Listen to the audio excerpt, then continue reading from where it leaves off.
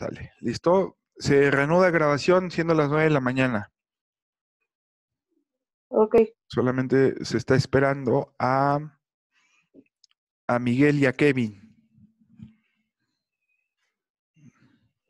¿Qué ya se comunicaron los demás profesores para hacer estas dinámicas de Sí, línea? profe, nos parece que la profe Artemisa lo va a hacer desde algo así de Hotmail, una plataforma. Y el profe Dani lo va a hacer desde transmisión en vivo, desde Facebook, algo así. Y el profe Miscoal igual lo va a hacer desde Zoom. Ah, perfecto. Fíjate que esta plataforma ayuda mucho por el tema de... Las diapositivas. Exacto, todo el tema pedagógico. Pero, a ver, deja escribirles. ¿Cómo se apellidan Luis y Miguel? Luis Ángel Ramírez Aguatzin.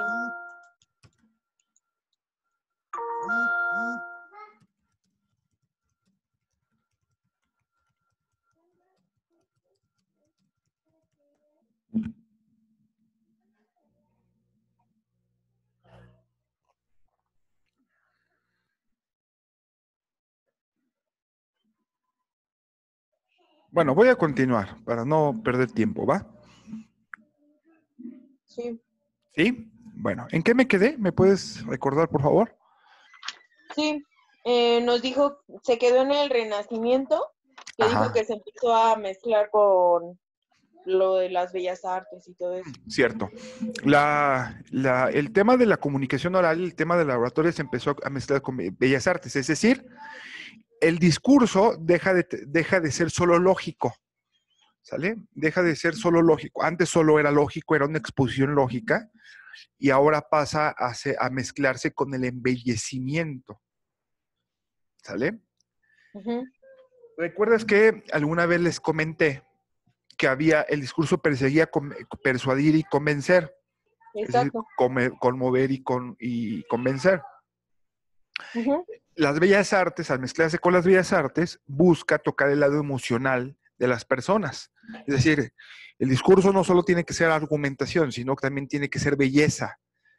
Tiene lo que ustedes decían, el embellecimiento. ¿Sí? ¿Vamos bien? Ahora, una vez que se mezcla con esto, también adquiere un tinte revolucionario en el mundo, porque la oratoria es utilizada para realizar independencias.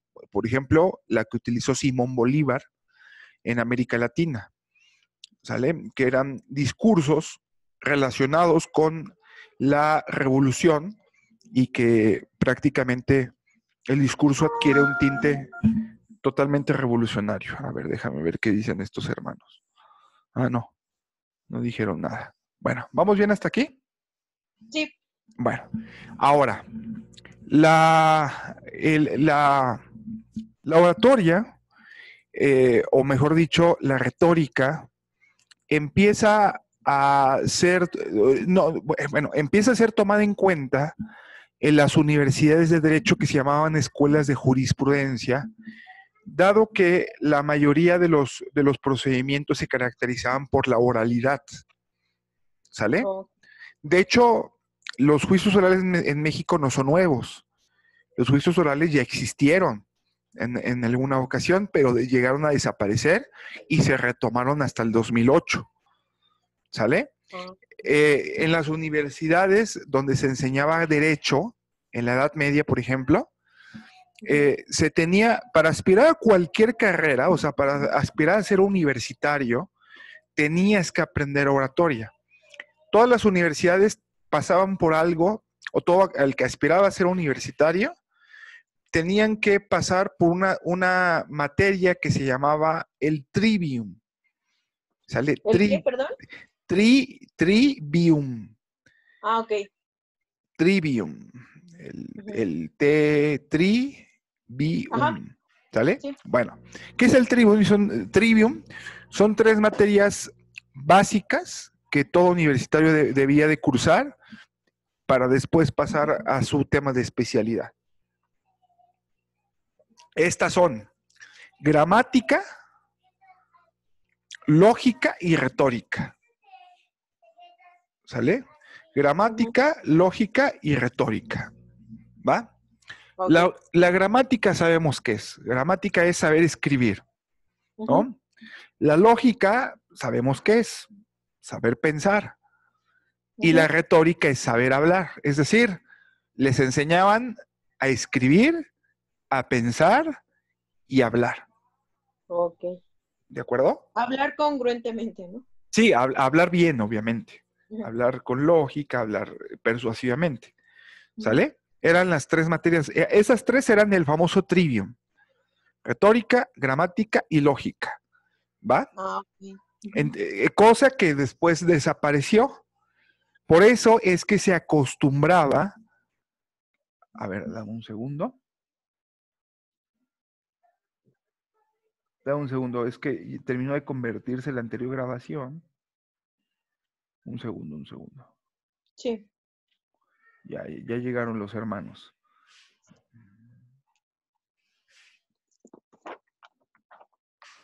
Bueno, bienvenidos, señores Ramírez. Dice, listo, ya está. Ya está. Ya, de acuerdo. Les dije Ya, las profe, lo que pasa nueve. es que me estaban mandando mensajes la licenciada Artemisa. Ah, ¿qué pasó? ¿Les va a dar clase? Sí, también nos puso ahí. Ya nos mandó igual otro link para sus Eso va a clases. ser por Google. Ah, perfecto. Sí, es buena también la plataforma. Le comentaba a Raquel que la ventaja de esta plataforma es el tema de pedagógico, que se puede compartir diapositivas, pizarra, o sea, y aparte de que es rápida o sea, no tiene pocas dificultades para conectarse. ¿O han visto que se traba o algo así? No. De ¿Verdad hecho, que no?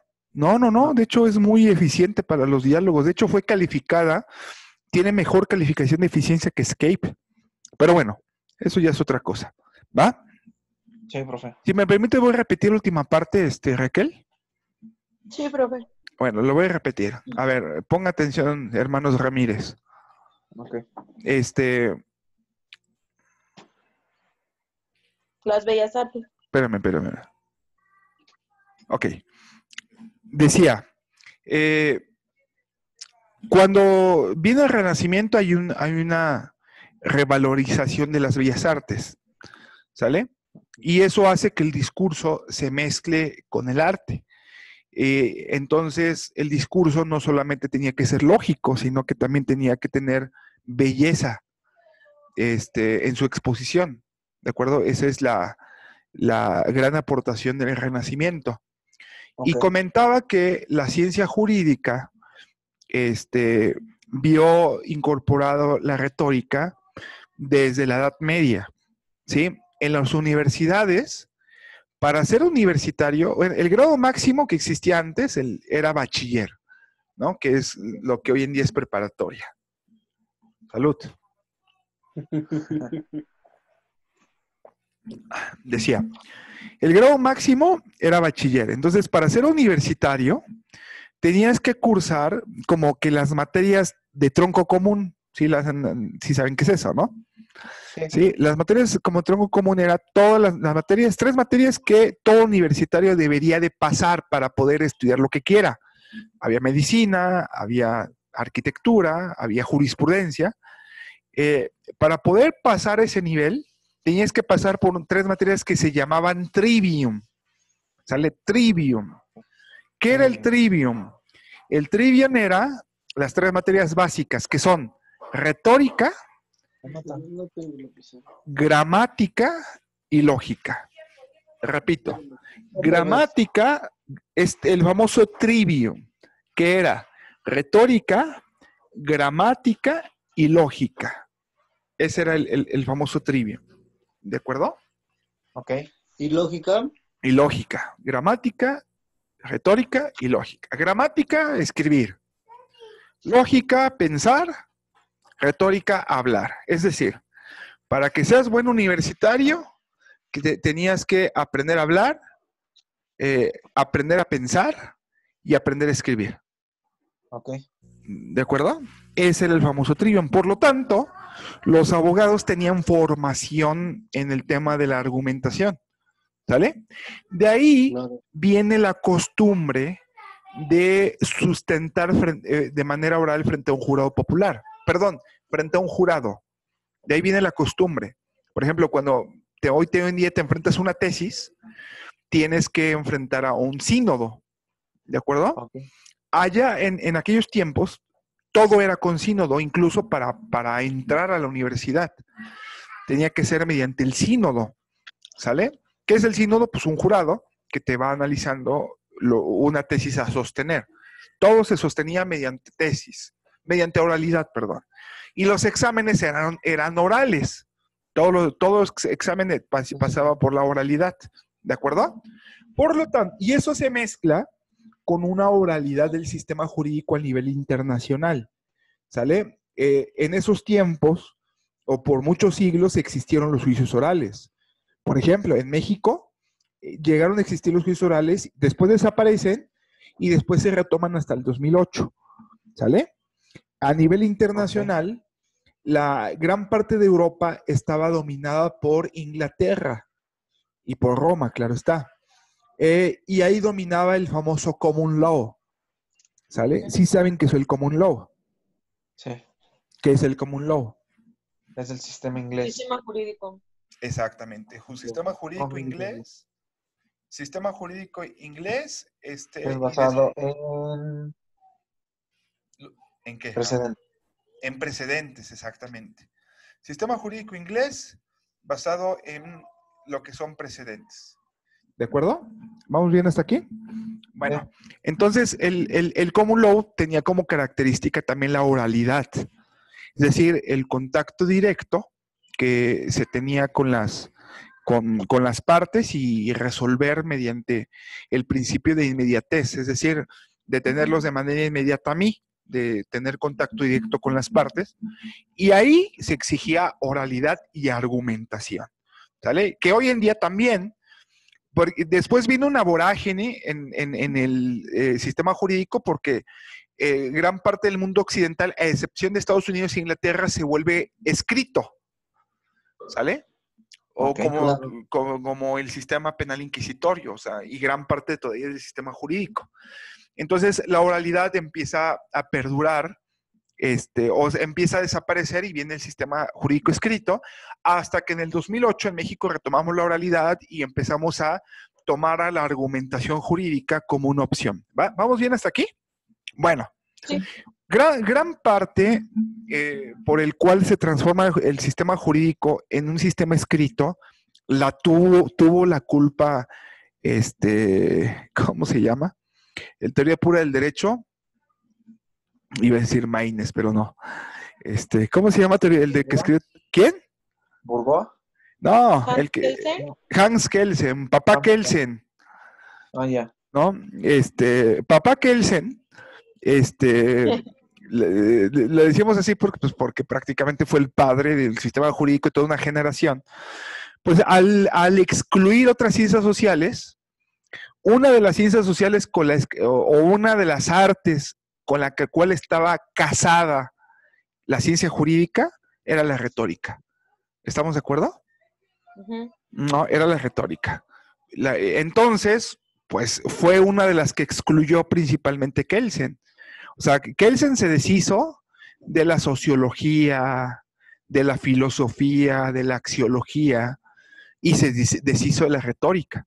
Entonces, la retórica, según Kelsen, en palabras de Kelsen, hacía ambiguo el derecho. Así se lo iba a preguntar en el examen. ¿Qué decía Kelsen con respecto a la retórica? Y la respuesta es, hacía ambiguo el derecho. Para Kelsen, la retórica hace ambiguo el derecho. ¿Por qué crees, Luis, que Kelsen decía eso, que hacía ambiguo el derecho? Porque se podía hablar de todo, en todo sentido. Ajá. Y se podría sacar de varias cosas. Ajá. Sí, exacto. ¿Tú, Miguel, qué opinas? Pues sí, porque no tenía una verdad como tal exacta, sino que todos concebían al derecho desde su perspectiva. Pero la retórica, ¿qué hacía o por qué deformaba el derecho? ¿Por qué lo hacía ambiguo? ¿Por qué la retórica? O sea, ¿por qué la oratoria hacía que el derecho se volviera ambiguo?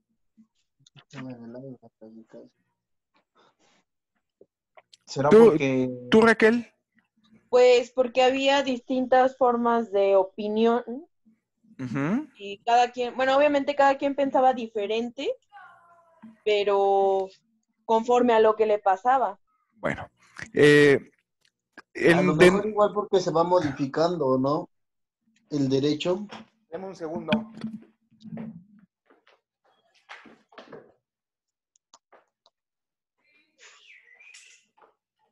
Ciérrale. Ciérrale, ve. Chucky. Hola.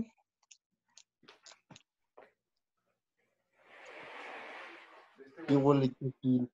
¿Y el Torres? ¿Quién sabe? ya se Pinche murió ese güey? Le voy a mandar mensaje al güey. Raquel, recuerda que está grabando. Oh, mi compañero es un poco flojo.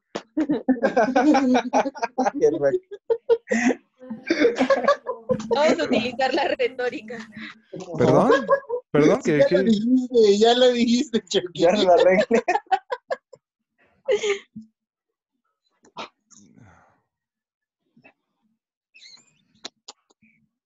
A ver, dame un segundo, no. Un segundo, por favor.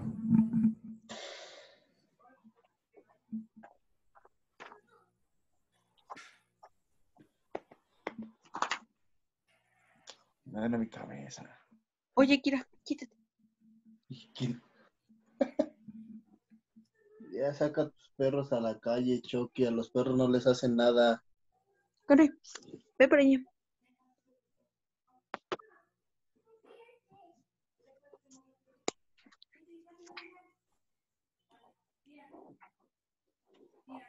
Todos están quejando.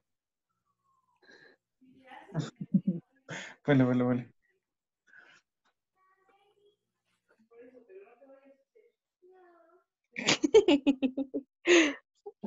Son los estados de todos los demás. Ese es de la Vanessa. ¿A poco? Sí. Oye, entonces, ¿a qué hora nos vamos a conectar con Artemisa? Entonces, no sé. Entonces, estúpidos.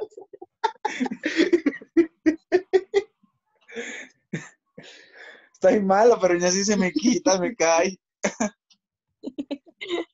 Ajá. Ya te vas a morir, Miguel. Y ahorita voy ganando yo. No, todavía no. Si paso la tempestad, es que decir que nada me hace efecto. Jules, quién sabe. Casi inmortal, ¿ves? Como Munra.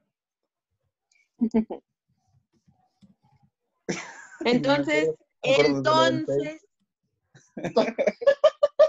Entonces, no sé. Entonces, tampoco. ¿qué dijo? No, yo creo que dice que sus clases van a ser sus horas y días, pero que sí tenemos que estar conectados. Vale. Ahorita que nos toca con el profe Mishkoak, ¿no? Ujú. Pues a ver. ¿Vamos a tener clase ahorita? Acá Creo estoy. que sí, ¿no? Ok, profe. Bueno, ¿en qué me quedé? Mira, Perdón. deja de rascarte el ombligo. Me duele mi cuerpo. Te lo juro. Me duele mi cabeza. Es coronavirus. No, pues, ¿quién sabe, profe? Es mejor que te dé, digo, no te va a matar. Te va a tirar unos días, es mejor que te dé, porque ya saltándola, ya te vuelves inmune. ¿Verdad? Sí. Es lo que le digo a Raquel, que me vuelvo inmortal como Munra. Pero por su edad ya no, profe. Ya no Sí, cierto, que afecta a los de la tercera edad, ¿verdad? Sí, cierto. Como en la otra quinceañera. Ah, Yo no, Raquel, ¿no eres la quinceañera? Bueno, ¿en qué me quedé? la retórica. Sobre por qué la retórica ¿Por qué? Según Kelsen, hace ambiguo el derecho. Porque la oratoria tiene un lado, ¿cómo les explico? Un lado antiético. En la antigüedad existía algo que se llamaban los sofistas, ¿sale? ¿Qué son los sofistas? Son aquellos que mediante el discurso deformaban la realidad, ¿sí? Hacían que jugaban con las palabras para que lo bueno pareciera malo. ¿Sí me doy a entender? O lo malo pareciera bueno. O sea, engañaban a las personas para satisfacer ciertos intereses personales o para perseguir intereses diferentes a los del el beneficio colectivo. ¿De acuerdo?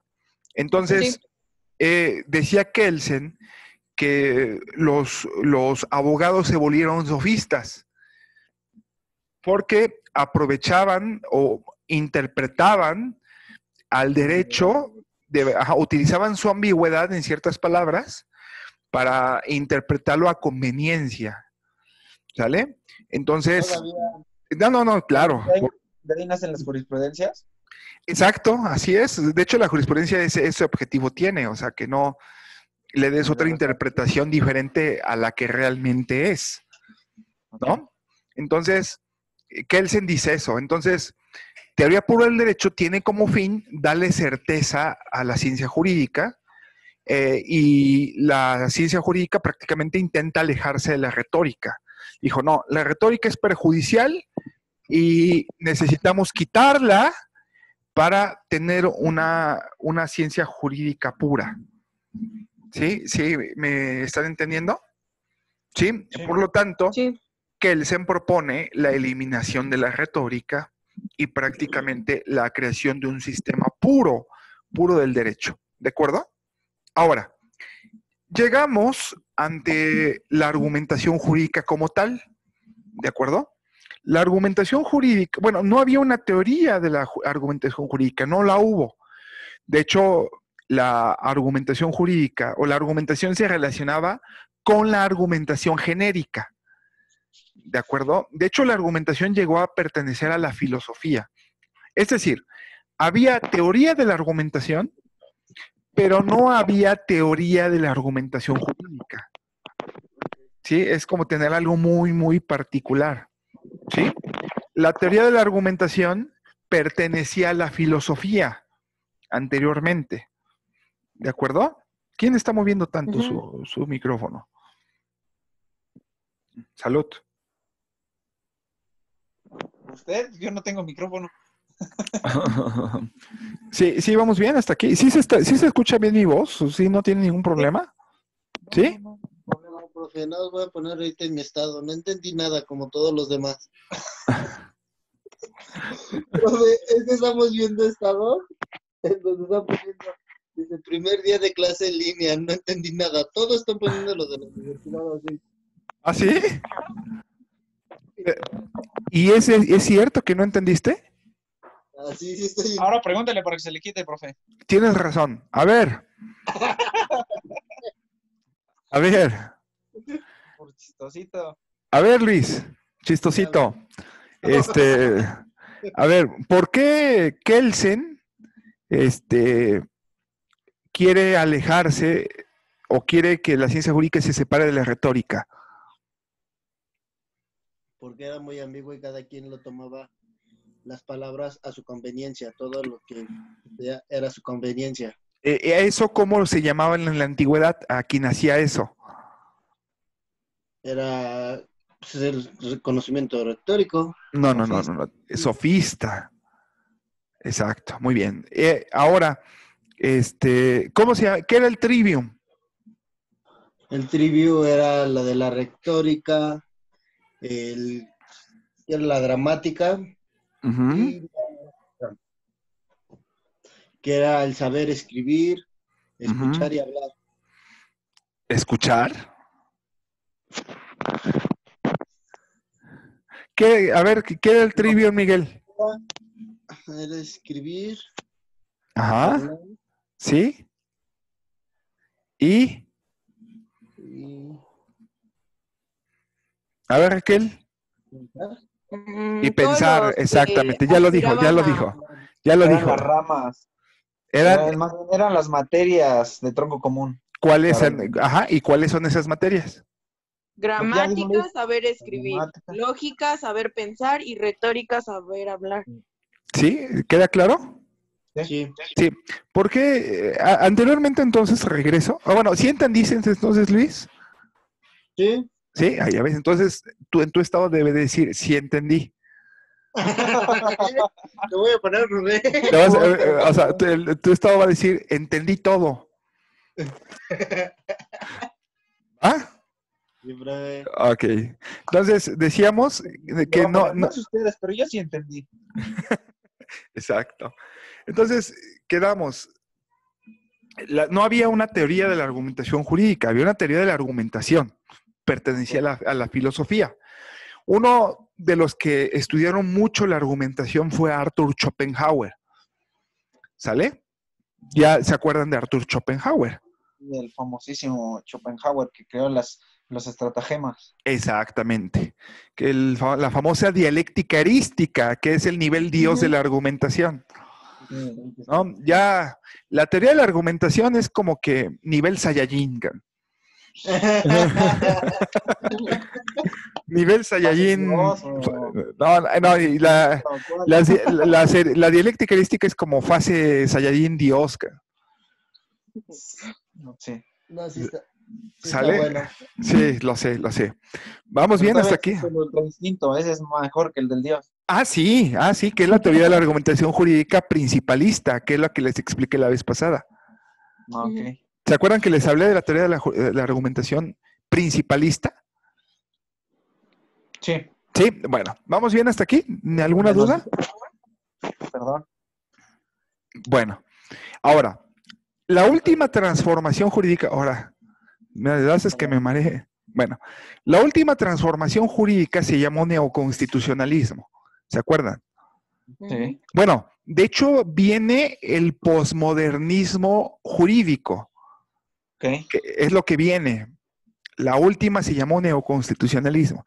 Es neoposmodernismo se llama, jurídico, que es el que habla de, por ejemplo, el derecho sobre las personas clonadas.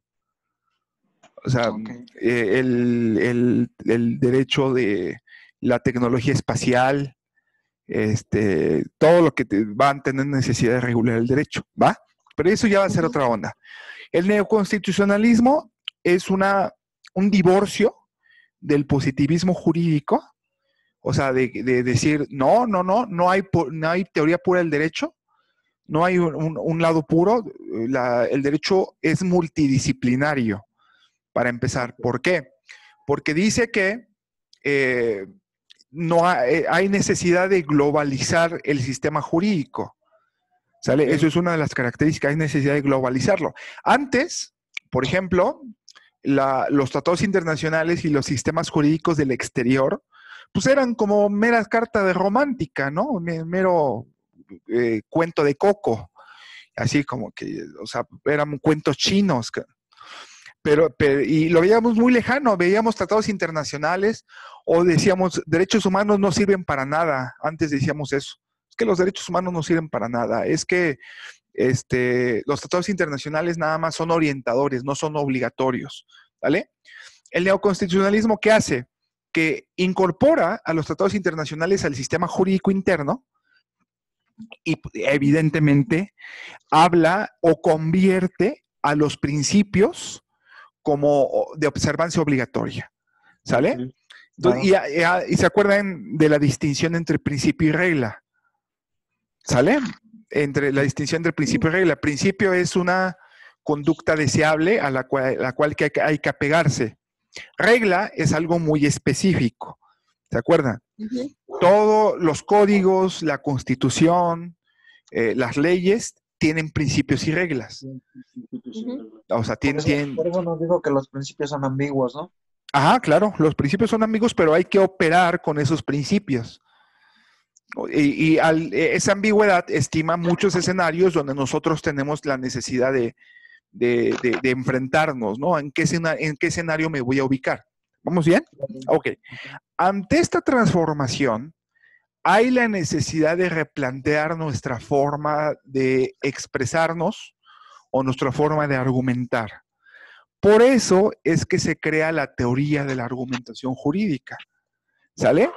La teoría de la argumentación jurídica es bien aparejada o es una rama del neoconstitucionalismo. ¿De acuerdo? ¿Sí? Okay. Repito. La teoría de la argumentación jurídica es una rama del neoconstitucionalismo. ¿Quiénes son los primeros que la empiezan a tocar? Estos tipos. Chaim Perelman, ¿sale? Y este tipo que no lo sé pronunciar, que solo lo conozco por referencias, no lo he leído, pero sé de qué se trata. Si lo alcanzan a... Ah, no. No estoy compartiendo pantalla. A ver, espérenme. Compartir pantalla. Ahí va. ¿Sí están viendo? Sí. Ok.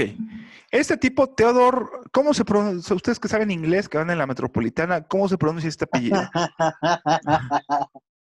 ¿Cómo se pronuncia este apellido? A ver, ¿qué es?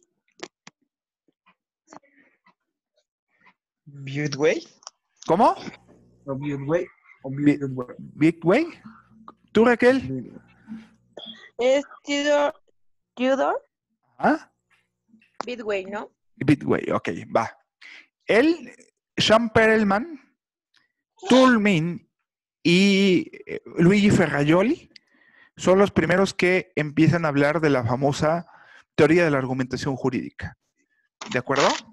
Ajá. Claro. Y la teoría de la argumentación jurídica primero da sus bases. Primero explican sus bases. Son los primeros de los que empiezan a hablar del argumento clásico. ¿Qué es el argumento clásico? El famoso silogismo griego, las famosas reglas para expresarse dentro de un público, pero ya empieza a hablar de las nuevas tendencias para argumentar de acuerdo a un neoconstitucionalismo y ya empieza a hablar de principios y reglas. Pero principalmente la teoría de la argumentación va enfocado, escuchen bien esto, va enfocado, ponga atención, a algo que se llama resolver casos difíciles. Ok. ¿Sí me escucharon? Ujú. ¿Qué es resolver casos difíciles? O sea, no es como que algo que, ay, se me complica mucho y ya. No. Tiene una definición, es algo muy particular. Resolver casos difíciles es cuando hay colisión de normas o colisión de principios. ¿Qué significa colisión? Una caída, ¿no? No. Confrontación, ¿no? Colisión significa choque, exactamente. Pero el nombre correcto, o sea, bien puedo decírselos, es choque de principios. Pero el nombre correcto es colisión. Colisión con S, ¿sale? Colisión de principios o colisión de normas. ¿Qué significa eso? Esto, en virtud de que las normas pasan a un escenario obligatorio, antes eran orientadoras, ahora son obligatorias, pues al ser obligatorias caemos en una ambigüedad en su aplicación que quedamos, ¿no? Ujú. Entonces nos podemos, la aplicación de las normas dependen del asunto que nos querramos referir, ¿o no? Ujú. ¿Vale?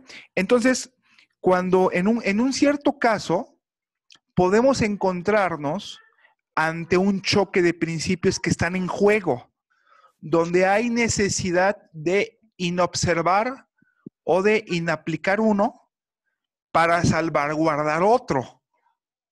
¿Sí me entienden esta parte? Sí. ¿Quieren que la vuelva a repetir o sí me entendieron? ¿Sí? Ay, no escuché, ¿me repites, por favor? ¿Qué? Otra vez. Ahí va otra vez. En virtud de que los principios son ambiguos, Ujú. ¿sí? Su aplicación depende de cada caso concreto.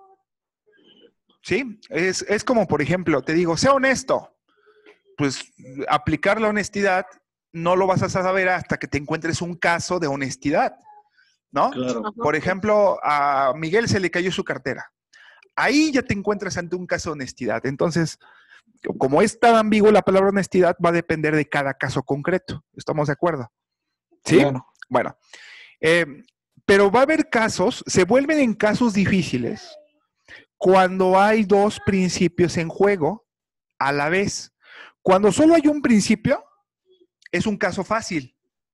Pero cuando son dos principios que chocan en una sola circunstancia, se convierte en un caso difícil, donde hay que realizar un razonamiento para dejar de observar uno y justificar por qué hay que observar uno y tienes que aplicar otro.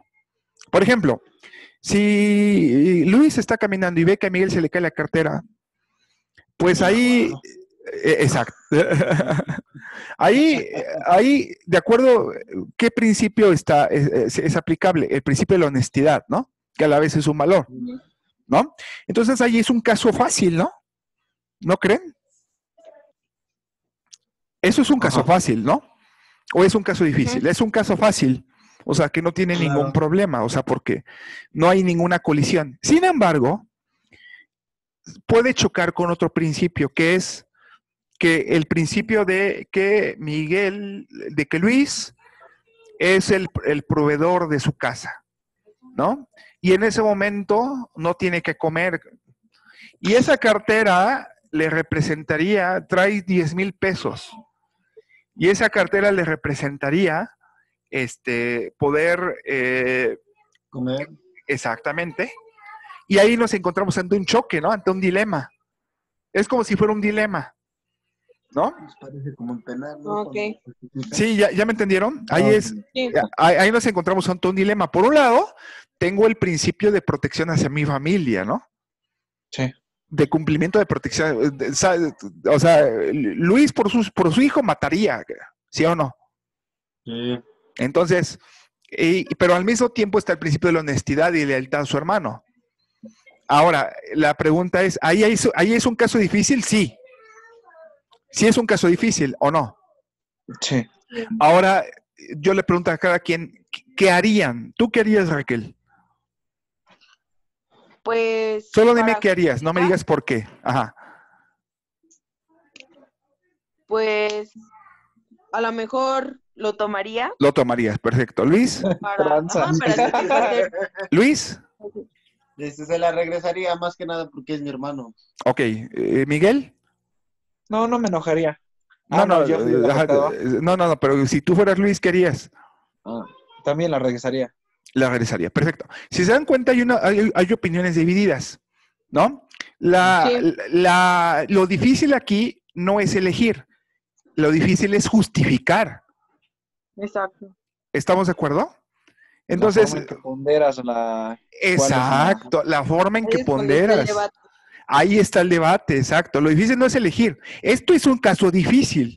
Esto es lo que la teoría de la argumentación dice. Aquí entra la argumentación jurídica. Aquí se crea la teoría de la argumentación jurídica. ¿Estamos de acuerdo? Entonces, ahí ponderas y checas los dos escenarios de qué forma cuál perjudica más o de qué forma. Claro, exacto. Eso se llama ponderación. O sea, tienes que justificar de qué manera la elección de una justifica dejar de observar otra. Ok. ¿Sí me doy a entender? Y es que aquí no es como quien tenga la... ¿Qué? A ver, se trabó.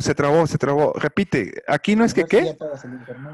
Que aquí no es como quien tenga la razón, sino cómo se defienda. Exacto, no, cómo lo justifiques, cómo argumentes. Bueno, sí, puede ser antiético, pero si yo lo justifico por, no sé, que fue por necesidad o cosas así, ya metiendo la persuasión, pues ya. Sí, es que aquí las dos, no puede ser antiético porque las dos son relacionadas con la ética. Una puede justificar la otra. ¿Sí me entienden? Pero aquí, ese es un caso difícil. Eso que estamos diciendo lo denomina la teoría de la argumentación caso difícil. Aquí es donde entra la argumentación jurídica. La primera, si Luis no tuviera la necesidad de llevarse la cartera, es un caso fácil, que se soluciona mediante silogismo, ¿no? Que eso, o sea, es fácil, no hay necesidad ni de justificar o se puede justificar de manera muy sencilla. Pero el hecho de tener una colisión de principios hace difícil la argumentación. ¿Estamos de acuerdo? ¿Mande?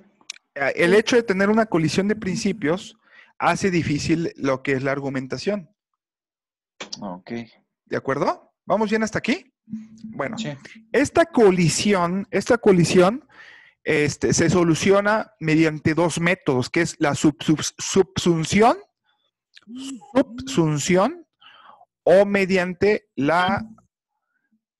lo que es la ponderación, que son cosas muy parecidas. ¿De acuerdo? Ok. Quien se encargó de desarrollar el método de ponderación jurídica fue un tipo que se llama Robert Alexy. Robert Alexy, ¿de acuerdo? Con XY. Robert Alexy. Él escribió un libro que se llama Ponderación de Principios o Ponderación de Derechos. ¿De acuerdo? Okay. Entonces, él prácticamente desarrolla esta parte. Ahora, esto mismo de teoría de la argumentación, este ejemplo sencillo, hasta burdo, lo podemos llevar a lo jurídico. O sea, ya vamos a hacerlo más complejo. ¿A alguien se le ocurre alguno? O yo doy el ejemplo. Pues en penal solamente. A ver. Un robo, ¿no? A ver. Pues no sé, un robo de... Pues igual, es que sería el ejemplo parecido. No, les pongo un ejemplo en penal. A ver. En penal, un principio que rige al sistema penal acusatorio es la oralidad. No, la publicidad, perdón. La publicidad. ¿Saben qué es la publicidad? Sí. Que es que pueda ser público. O sea, cualquier tipo puede entrar a un juicio oral sin ningún problema. Y eso es un principio. Dime. Pero también el de... bueno, ahí entraría lo de que no en todos los delitos. Exacto. ¿Qué pasaría si uno de los testigos o si uno de los que van a estar presentes es un menor de edad? Por un lado, ahí tienes una colisión de principios, ¿no? Sí, claro. Por un lado tienes el principio de interés superior del menor, el principio de la integridad del menor, de su exponer su identidad y poner en peligro su vida, ¿no? Sí. Y por otro lado tienes el principio de publicidad. Ahí tienes una colisión. Entonces, si hacemos un ejercicio de ponderación, ¿cuál pesa más? El del interés superior del menor. Claro. Entonces, ¿se justificaría dejar de observar la publicidad? Sí. ¿Estamos de acuerdo? Entonces, ahí tiene una cuando son delitos por abuso sexual o algo así, ¿no? Ándale, exactamente. Integridad. Exactamente. Ahí se justifica dejar de observar el principio de publicidad. Sí, sí. ¿Estamos de acuerdo? Entonces, ahí tienen un ejemplo Pero este está un poquito más sencillo. Hay más difíciles. ¿Se acuerdan que les conté de la ley de seguridad interior? Ajá. Ajá. La ley de seguridad interior decía que cuando el gobierno lo considera necesario, puede intervenir o hackear redes sociales. Por temas de guerra civil o invasión. ¿Vale? Entonces, ahí empezaron los activistas empezaron a reclamar, no, eso es una violación a mi intimidad, ¿no? El principio como les dije, los derechos humanos son principios, ¿no? Sí, claro. Entonces, ahí tenemos una colisión. Por un lado, tienes el principio de seguridad interior, de eficacia para las labores del ejército, y por el otro lado tienes el principio ¿de qué les dije? De la intimidad y de la privacidad y de los datos personales de los usuarios de Internet, de las redes sociales. Yo les pregunto, ¿cuál gana? Primera pregunta, ¿tiene colisión de principios? Sí. Sí. Ok, ¿cuál gana? El primero. El de seguridad. Sí. Porque estás hablando en forma general y en el otro hablas en forma particular. No, pero hay dos, o sea, ¿está justificado que el gobierno puede intervenir por temas de invasión a redes sociales? Sí lo podríamos justificar por el hecho de... No está justificado porque realmente está dañando tus datos personales, ¿no? Está dañando tus datos personales. Pero se justifica con protección. A ver, exacto. ¿Se dan cuenta que ya estamos ante un caso? ¿Se dan cuenta que ya estamos ante un caso difícil? Sí, y Sí. bueno, yo siento que ponderaría más lo general, o sea, de toda la nación, que lo particular, simplemente cuando afecta a una sola persona. Bien, es buen razonamiento. Ahí está, hay un ejemplo. En el examen, la mitad de las preguntas van a ser casos difíciles que ustedes van a tener que argumentar. Ok. ¿Va? Se está acabando. Misma mecánica, nos faltan 10 minutos de clase. Voy a terminar la grabación y les mando otra liga. De manera inmediata se conectan, ¿eh? Ok. ¿Va? Gracias.